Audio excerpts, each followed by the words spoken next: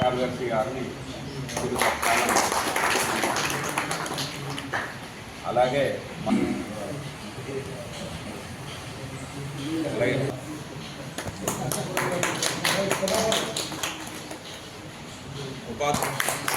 మరో ఉపాధ్యక్షుడు పల్కొండ నరసన్న గారికి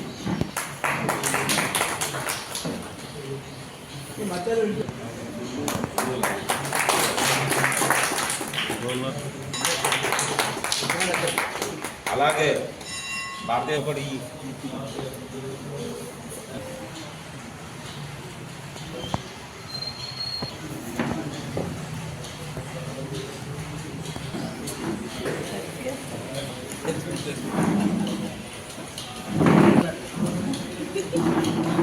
సీనా సార్ అందరు పైకి ఎక్కితే అందరు నిల్చోండి.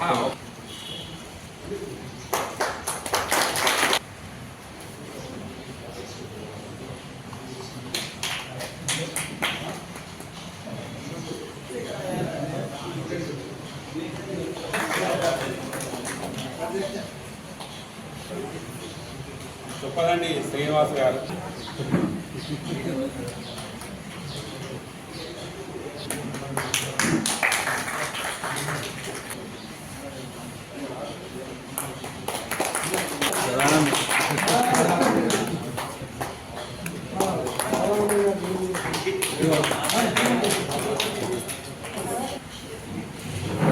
అలాగే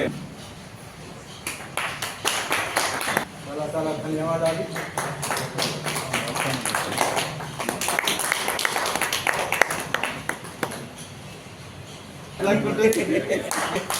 ఇంకోటి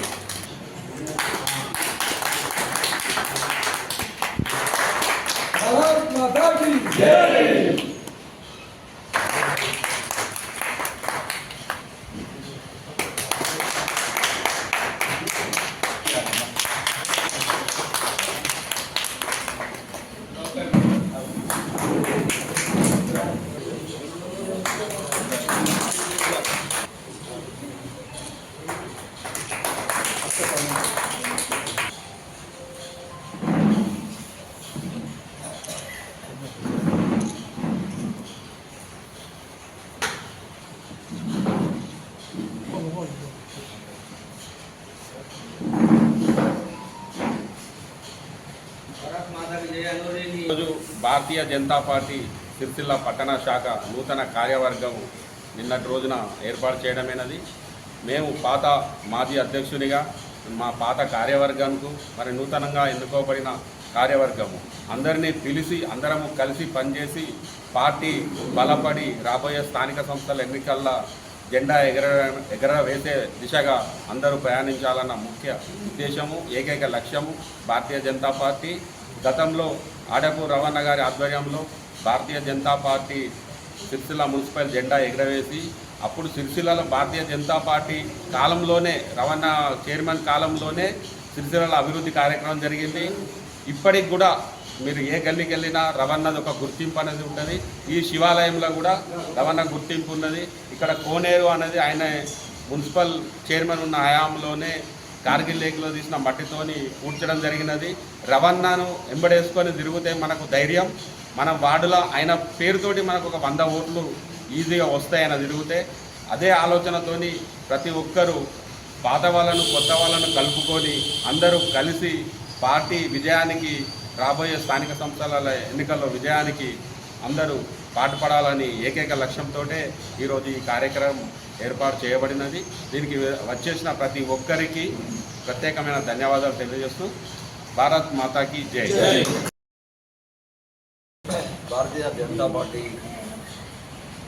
కుటుంబం అనుకోవచ్చు, ఆత్మీయులు అందరం కలిసి ముఖ్యంగా మాజీ అధ్యక్షుడు నాగర్ శ్రీనివాస్ గారు ఒక కార్యక్రమం ఏర్పాటు చేసి మరి ఏదైతే పదవుల నుండి పక్క జరిగినటువంటి పెద్దలకి అలాగే సిరిసిల్ల పట్టణంలో నూతన కార్యవర్గం భారతీయ జనతా పార్టీ నూతన కార్యవర్గం మన శ్రీకాంత్ గారు అధ్యక్షుడిగా అలాగే వైశాల్ గారు మరి మహిళా మోర్చా అధ్యక్షురాలుగా ఇక్కడ తీసుకుంటే చాలామంది కొత్తగా వీళ్ళందరూ కూడా అంటే నేను గురగొండ రాజు అలాగే కోడం రాజు మన నరసన్న ఇంకా శ్రీధర్జీ నరేష్ వీళ్ళందరూ కూడా కొత్తగా ఇంకా కాబడ్డారు. పాత కొత్త కలయిక అనేది ఇక్కడ పాతదంటే ఏం లేదు నాకు తెలిసిన వరకు. కాకపోతే ఇటు నుంచి అటు కోసం కేవలం పదవుల కోసానికి కాకుండా ఇది ఏదైతే ఉందో భారతీయ జనతా పార్టీ అంటే ఒక పెద్ద మరీ వృక్షం. దాని నీడన మనం అందరం కలిసికట్టుగా పనిచేయాలి. అంతేకాకుండా ఇంతకుముందు చెప్పినట్టు రాబోయే రోజులు వచ్చే సంవత్సరమా మరి ఎప్పుడైతే తెలుగు ఎలక్షన్ మరి స్థానిక సంస్థలకు ఎలక్షన్లకు కూడా ఎప్పుడో 1994 సిరిసిల్ల ఎమ్మెల్యే ఎలక్షన్ అయినప్పుడు ఎందుకంటే మొత్తం ఆంధ్రప్రదేశ్ మొత్తం టోటల్గా 294 సీట్లలో భారతీయ జనతా పార్టీ కమలం గుర్తు పంజాబ్ ఉద్దేశిస్తున్నప్పుడు పోటీ చేయడం జరిగింది. 6 రోజుల్లోనే 5,000 ఓట్లు ఒక్క దయానంద్ గారు సాధించడం జరిగింది. ఆ తర్వాత వెంబడే వచ్చినటువంటి స్థానిక సంస్థల ఎలక్షన్లలో టీడీపీ బీజేపీ అప్పుడు పొత్తుండే విద్యాసాగర్ రావు లాంటి కాళే నరేంద్ర అలాగే ఇంతకుముందు చెప్పినట్టు దయానంద్ గారు బద్దం బాలరెడ్డి గారు ఇంకా చాలామంది పాతతరం నాట్లటువంటి అవకాశం ఇవ్వడం జరిగింది. సిరిసిల్లలో ఒక పెద్ద పెద్ద నాయకులు ఉన్నటువంటి కాంగ్రెస్ కావచ్చు మిగతా నాయకులు ఉన్నప్పటికీ కూడా ఎక్కువగా ఈ చెరువు ఏదైతుందో అప్పుడు చెరువుగా ఉండేది, ఇప్పుడైతే మొత్తం ఒక మోడల్ సిటీ అయింది. ఎప్పుడు కూడా మనం ఈ వెనుకబడినటువంటి ఈ డివై నగర్, సుందరయ్య నగర్, గణేష్ నగర్ అలాగే చిక్కులవాడ ఇవన్నీ కూడా అన్నీ వర్షం పడితే అడుగు పెట్టకుండా అడుగు పెడితే కూడా ఇంకిపోయి అన్నీ ఆ మట్టిని అంటినటువంటి మట్టిని తీసుకొని ఆ షూజులు లేకపోతే పోయేటప్పుడు సైకిల్ దెబ్బగా తీసుకొని కాళ్ళు పైకి మలుచుకొని అంటే ఇట్లా ఆ రకంగా ఉండేటువంటి ఒక దుస్థితి ఉండే.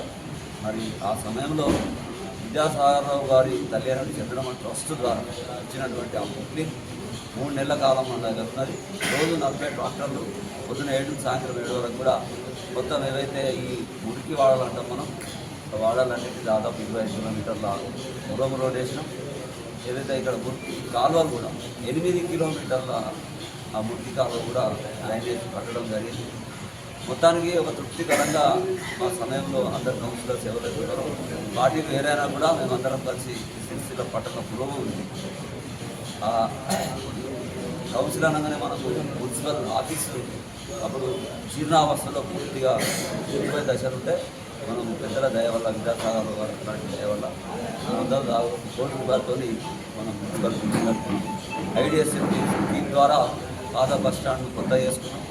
అక్కడ Vyjayanthi bank, Srinareddy auditorium, Nehru park, central lighting ఎక్కడ ఏదున్నా కూడా అందరం కలిసి మొత్తానికి అయితే పట్టణ ప్రజల యొక్క వాళ్ళు నా మీద అయితే ఆశలు పెట్టుకొని నన్ను గెలిపించారో వాళ్ళ ఆశలు వమ్ము కాకుండా వాళ్ళ ఆశలకు అనుగుణంగా ఒక మంచి పురోగతి సిరిసిల్లలో జరిగింది.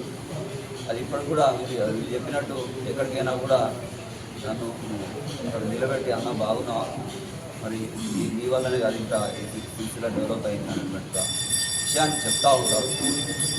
అందుకే ఏమంటారంటే కాలం నీకోసానికి నా కోసానికి కాదని, కానీ నువ్వు జీవించున్నంత కాలం నీలో మంచి తెలుసుకో.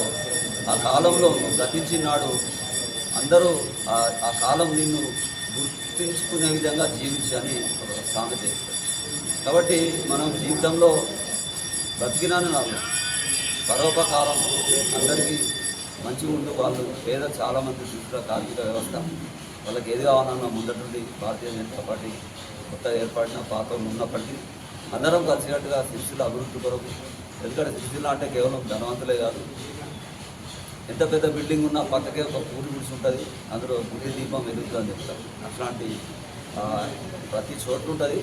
ఇప్పటికి కూడా వెనుకబడి ఏదైతే మనం ఏమంటామంటే దారిద్ర్య రేఖకు దిగువ ఉన్నటువంటి కుటుంబాలు ఎన్నో ఉన్నాయి. రేషన్ కార్డు కొత్తగా ఇప్పటివరకు ఇంకా రాలేదు.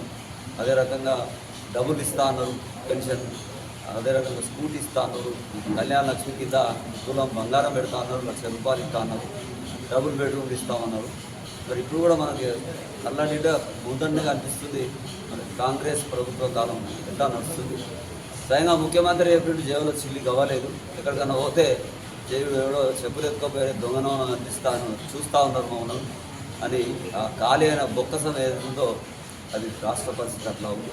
సరే, ఏదేమైనప్పటికీ కూడా కార్యకర్తలు అనేవాళ్ళు చాలా నిబద్ధతతో అలాగే బాధ్యతాయుతంగా అందరం కలిసికట్టుగా పనిచేసి ఈ పట్టణ పురోభివృద్ధి కావచ్చు, లేకపోతే మన పార్టీ రాజకీయాలకు వెళ్ళే క్రమంలో మరి పెద్ద ఎత్తున మనం స్థానిక సంస్థలలో సీట్లు సంపాదించుకుంటే ఆ పేరు మనకే దక్కుతుంది. అందరికీ సీట్లు రావు, అందరికీ బీఫామ్ ఇయ్యరు. వచ్చిన వాళ్ళు ఎవరైతే వచ్చిన వాళ్ళు ఉన్నారో వాళ్ళే మన నాయకుడు అని అనుకొని మరి వారికి తప్పకుండా మనం కలిసి కట్టుగా పనిచేయాలి. ఎందుకు ఈ విషయం చెప్తున్నా అంటే 1995లో బొగ్గుల దయానంద్ వారు పోటీ చేసిన తర్వాత నేను కౌన్సిలర్ అయినా, ఆ తర్వాత చైర్పర్సన్ అయినా. అప్పుడు 2009కి వచ్చేసరికి మన చంద్రశేఖరరావుకి ఇచ్చారు. ఆ తర్వాత 2014కి వచ్చినప్పుడు ఆకుల విజయ్ గారికి ఇచ్చారు. 2018లో వచ్చినటువంటి ఎలక్షన్ మల్లు గారు నరసగౌడ్ గారికి ఇచ్చారు. మొన్న జరిగిన ఎలక్షన్ ఎమ్మెల్యేలో రాణి రుద్రమారెడ్డి గారికి ఇచ్చారు. మాలో కొద్దిగా ఎంతో, ఎందుకంటే మేము కూడా ఆశతో ఉంటాం, అయినప్పటికీ పార్టీ నిర్ణయించిన అభ్యర్థి కోసానికి అహర్నిశలు పనిచేసి మేము ఓట్లు రావడానికి ప్రయత్నం చేసాం. కానీ దురదృష్టవశాత్తు మాకు సీటు అందలేదు. అయినప్పటికీ కూడా మేమందరం పనిచేస్తూనే ఉంటాం. మా జీవితకాలం, నా వయసు 64. నాకు ఇంకా వాస్తవానికి కోరికలు చెప్పుకున్నప్పుడు మనం మట్టి మనుషులం కాదు, చెక్క బొమ్మలం కాదు. రాజకీయంలో ఉన్నప్పుడు ఎంతో కొత్త ఆశావాహులో మనం ఉంటాం. ఆ ఆశలు నెరవేరపడినప్పటికీ కూడా మనం మన యొక్క ఏదైతే మనకు అందించినటువంటి పెద్దలు పనిచేయమని చెప్పినప్పుడు తప్పకుండా పనిచేయాలి. ఇది మాత్రం సత్యం. కాబట్టి ఈ నూతన కార్యవర్గ సభ్యులందరికీ కూడా వీళ్ళందరికీ ప్రత్యేకమైనటువంటి శుభాకాంక్షలు తెలియజేస్తూ ముగిస్తున్నాను. భలో భారత్ మాతకి.